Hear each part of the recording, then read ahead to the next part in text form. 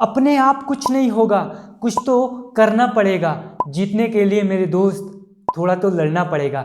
जिसने भी स्ट्रगल किया है, किस्मत ने उसे वो दिया है जो उसने चाहा है। नमस्कार, मेरा नाम संजय कुमार है, बिजनेस कंसल्टेंट हूँ बड़ा बिजनेस में। दोस्तों, आज की जो मेरी वीडियो है वो है कि पुष्पा मूवी कैसे एक ट्रेंड बनी और पुष्पा मूवी के 6 वो क्या ऐसे स्टेप है जो हम अपनी लाइफ में इंप्लीमेंट करके कैसे उसको ग्रोथ में लेके जा सकते हैं। आज से पहले एक ट्रेंड और भी आया था जो मेरे बचपन के दिनों में आया था, जिसमें शोले मूवी में वीरू बसंती को बोलता है कि बसंती, इन कुत्तों के सामने मत नाचना। ठीक उसी प्रकार आप तो समझ ही गए होंगे दोस्तों मैं क्या बोलना चाहता हूं। दोस्तों, बहरहाल बात करते हैं पुष्पा मूवी कैसे एक ट्रेंड बनी। पुष्पा मूवी जो है वो एक लाल चंदन की तस्करी के ऊपर बनाई गई है और पूरी दुनिया में लाल चंदन केवल भारत के आंध्र प्रदेश के शेरशाह के जंगलों में ही पाया जाता है।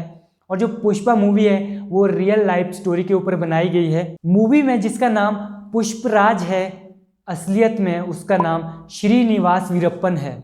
दोस्तों, 70 के दशक में लाल चंदन की डिमांड बहुत ज़्यादा हो गई थी।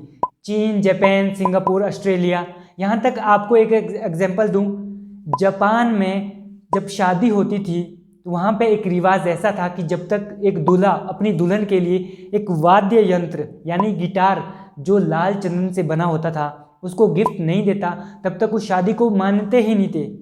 जैसे एक एग्जाम्पल से मैं आपको बताता हूँ कि हमारे भारत में जब तक एक दूल्हा अपनी दुल्हन के गले में मंगलसूत्र और उसकी मांग में सिंदूर नहीं भरता, तब तक उस शादी को मान्यता ही नहीं दी जाती है।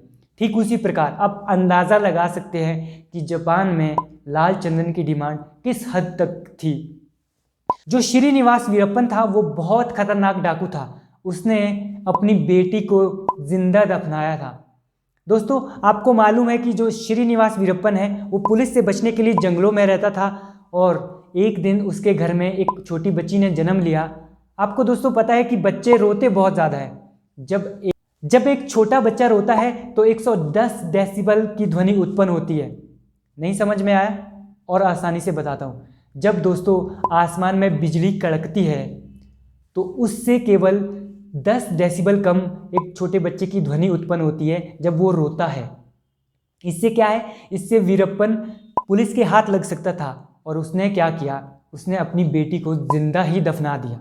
बहरहाल श्रीनिवास वीरप्पन क्या कहते थे, जो खो दिया उसके लिए रोया नहीं करते, जो पा लिया उसे खोया नहीं करते, सितारे तो उसके ही चमकते हैं जो मुसीबत का रोया नहीं करते। बहरहाल हम बात करेंगे पुष्पा मूवी कैसे एक ट्रेंड बनी और पुष्पा मूवी के 6 वो क्या ऐसे स्टेप है जो हम अपनी लाइफ में इंप्लीमेंट करके अपनी लाइफ को कैसे ग्रोथ में लेके। पहला पॉइंट है स्ट्रगल। दोस्तों, आपने देखा होगा जो पुष्पा मूवी है उसमें पुष्पराज और उसकी मां ने काफ़ी स्ट्रगल शुरुआती दिनों में सहा है, वो चाहे आर्थिक रूप से हो या सामाजिक रूप से, कि उन्होंने बहुत ज़्यादा दुख दर्द सहा।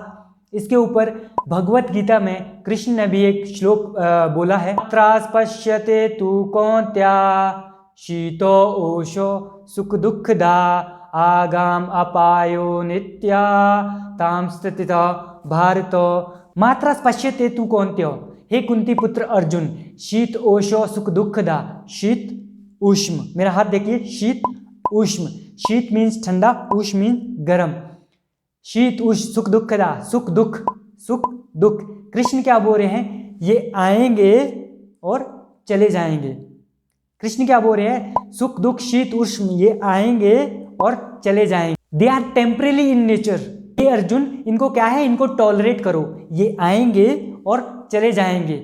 आगाम अपायो नित्या, नित्य मीन्स परमानेंट जो रहेगा, अनित्य मीन्स जो कुछ टाइम के लिए आएगा और चला जाएगा।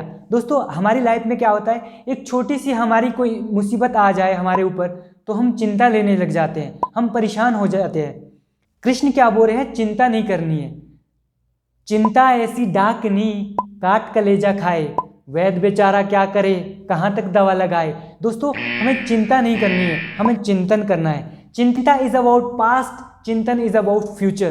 तो हमें चिंता नहीं करनी है, हमें चिंतन करना है। दोस्तों, चिंता चिता के समान है, हमें चिंता नहीं करनी है, चिंतन। दूसरा पॉइंट है एटीट्यूड। कोई भी आदमी बड़ा तभी बनता है अगर उसका एटीट्यूड सही हो, आपने मूवी में देखा ही होगा वो सीन जहाँ पे पुलिस वाला उससे पूछता है कि तूने माल कहाँ पे छुपा के रखा है, और पुष्पा क्या बोलता है, अगर बता दिया तो मालिक बुरा मान जाएगा।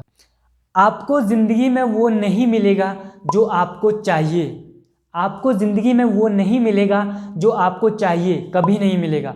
आपको ज़िंदगी में वो मिलेगा जो आपको चाहिए ही चाहिए, जो आपको चाहिए ही चाहिए। ये सारा खेल दोस्तों हमारा मनस्थिति का है। हम किस प्रकार सोचते हैं हम उसी प्रकार के बन जाते हैं। एक हाथी के छोटे बच्चे को हम लोहे की चेन से बांध देते हैं और वो बच्चा उसे तोड़ने का प्रयास करता है, 1 महीना 2 महीना 3 महीना, लेकिन वो नहीं तोड़ पाता है। बाद में उसी हाथी को एक जूट की रस्सी से बांध दिया जाता है। हालांकि उसके मात्र खींचने से वो टूट सकती है, लेकिन ही इज कन्विंस, उसे लगता है वो उसे नहीं तोड़ पाएगा। तो ये सारा खेल हमारी मानसिक। तीसरा पॉइंट है रिस्क। आपने देखा होगा मूवी में बहुत बार ऐसा दिखाया है कि जहाँ पे पुष्पराज ने बहुत सारा रिस्क लिया है। वो आपने पढ़ा ही होगा, रिस्क लिए बिना विकास संभव नहीं है। सीढ़ियाँ उनको मुबारक हो, सीढ़ियाँ उनको मुबारक हो जिन्हें सिर्फ छत तक जाना है। मेरी मंजिल तो आसमान है, मुझे अपना रास्ता खुद बनाना है। तो मूवी में एक सीन दिखाया गया है जहाँ पे 100 रुपए की दिहाड़ी और 1000 रुपए की दिहाड़ी थी, लेकिन पुष्पा ने 1000 वाली दिहाड़ी चुनी क्योंकि यहाँ पे दोस्तों पुलिस पकड़ सकती थी, गैर कानूनी काम था, लेकिन उसने रिस्क लिया और अपना विकास किया। कोई भी लक्ष्य बड़ा नहीं, कोई भी लक्ष्य बड़ा नहीं, जीतता वही है जो मेरा चौथा पॉइंट है लीडरशिप। दोस्तों लीडरशिप का होना बहुत ज़रूरी है। वो उसकी पर्सनल लाइफ हो या उसकी प्रोफेशनल लाइफ हो, उसको लीड करना आना चाहिए। अगर वो अब उसको सही तरीके से लीड करेगा तो जो उसको सफलता मिल रही है वो उसको और बड़ा कर सकता है, उन सफलताओं को और बड़ा कर सकता है। एक ऐसा सीन दिखाया भी गया है जहाँ पे वो लकड़ियाँ काट रहे थे और अचानक वहाँ पे पुलिस आ जाती है और सारे मजदूर भागने लग जाते हैं, लेकिन तभी पुष्पा उन्हें क्या बताते हैं कि हम अपनी मेहनत से काटी गई लकड़ियों को ऐसे नहीं छोड़ेंगे। और बाद में वही मजदूर पुष्पराज के लिए अपनी जान तक देने के लिए तैयार हो। लीडरशिप के ऊपर भगवत गीता में कृष्ण ने एक मोटिवेशनल श्लोक भी बोला गया है। 3 अध्याय का 21वां श्लोक, यद यदाचरति श्रेष्ठा तद्देवो तरो जना सहत परिणामं कुरुदे लोकस्तथा अनुवर्तते यद यद तद् यद यद तद्, जैसा जैसा वैसा वैसा, जैसा जैसा लीडर करेगा वैसा वैसा फॉलोअर करेगा, जैसा जैसा लीडर कहेगा वैसा वैसा फॉलोअर कभी नहीं करेगा। दोस्तों जैसा जैसा लीडर करेगा वैसा वैसा फॉलोअर अपने आप करेगा, लेकिन अगर लीडर बोलेगा ये कर वो कर ये कर वो कर तो वो फॉलोअर नहीं करेगा। इसका एक एग्जांपल मैं आपको बताता हूँ। जैसे हमारे भारत में हमारे माता पिता हमें सिखाते हैं कि बेटा झूठ नहीं बोलना, झूठ नहीं बोलना बुरी बात है, लेकिन क्या होता है आपके घर में कॉल आया, वो आपके बेटे ने उठाया और बेटा क्या बोलता है, पापा शर्मा जी का कॉल है, क्या बोलूं? तो आप क्या बोलते हैं, बेटा शर्मा जी को बोल दे, पापा घर पे नहीं है। तो पहली बार आपके बेटे ने आपको झूठ बोलते हुए देखा। और दूसरी बार आप कहीं घूमने जा रहे हैं, पिकनिक पे जा रहे हैं, आप सरकारी बस में बैठे हैं और जो कंडक्टर है वो आपसे बोलता है कि आपके बेटे की उम्र क्या है, और आप क्या बोलते हैं, ये 4.5 साल का है। बेटा 6 साल का है, लेकिन आप क्या बताते हैं, ये 4.5 साल का है। और आपका बेटा आपको ऐसे घूरता है कि मैं तो 6 साल का हूँ, पापा मुझे 4.5 साल का बता रहे हैं। तो उस टाइम दूसरी बार वो आपको झूठ बोलते हुए देखता है और उसे ये समझ आ जाता है दोस्तों कि अगर कुछ काम करना है तो वो सिर्फ झूठ बोलने से ही हो सकता है, और वो बच्चा पूरी ज़िंदगी भर झूठ ही बोलेगा। अब ध्यान दीजिएगा, उसका जो लीडर है, उसके पिताजी ये बोल रहे हैं बेटा झूठ नहीं बोलना, बेटा झूठ नहीं बोलना, लेकिन बेटा क्या है, झूठ बोल रहा है। जैसा जैसा लीडर करेगा वैसा वैसा फॉलोअर अपने आप करेगा, जैसा जैसा लीडर कहेगा वैसा वैसा फॉलोअर कभी नहीं करेगा।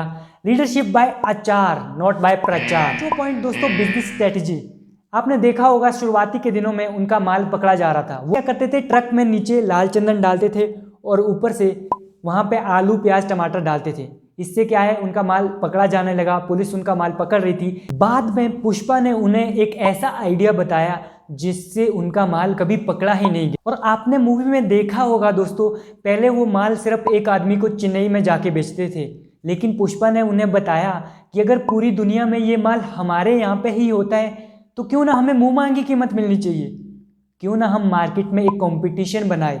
ये माल जो हम एक आदमी को बेच रहे हैं, कलकत्ता में क्यों ना बेचे, दिल्ली में क्यों ना बेचे, जिससे हमें इसी माल का 4 गुना पैसा आ सकता। असफलता एक चुनौती है, उसे स्वीकार करो। क्या कमी रह गई देखो और सुधार। छठा पॉइंट, पार्टनरशिप।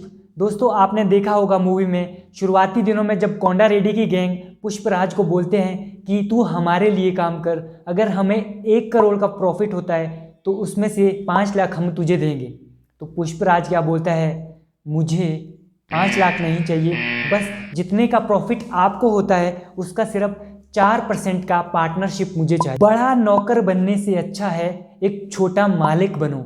बड़ा नौकर बनने से अच्छा है एक छोटा मालिक बनो, क्योंकि दोस्तों दूसरों पे विश्वास करने से अच्छा है खुद पे विश्वास करो, क्योंकि अंधेरे में आपकी परछाई भी आपका साथ छोड़ देती है। इसीलिए अपना रास्ता खुद चुनो, अपना रास्ता खुद बनाओ। और बाद में आपने देखा ही होगा जब पुष्पराज को ये बोला गया कि तू यहाँ पे नौकर है, तो उसने क्या बोला कि मैं यहाँ पे 4 टके का मालिक। एक बात दोस्तों आपको समझाना चाहूँगा, ये जो मेरे हाथ में पेन है ये अगर 2 रुपये का हो या 200 रुपये का, ये जो पेन है ये अगर 2 रुपये का हो या 200 रुपये का, लिखेगा ये वही दोस्तों जो मैं चाहूँगा। इसीलिए आपकी ज़िंदगी भी आप ही बदल सकते हैं, कोई और नहीं बदलेगा दोस्तों इसको।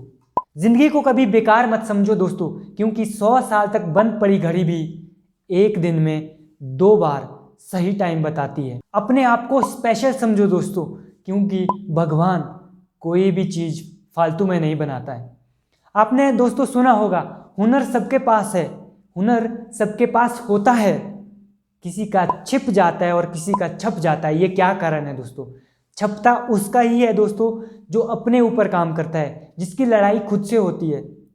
आपने कहावत सुनी होगी, जो अपने आप को इम्प्रूव करता है वही सफल होता है। और एक और कहावत आपने अगर सुनी होगी कि जो बेवकूफ़ लोग हैं वो अपने से कमज़ोर आदमी से लड़ना शुरू कर देते हैं, और जो उससे भी बड़े बेवकूफ़ है वो अपने से ताकतवर लोगों से लड़ना शुरू कर देते हैं।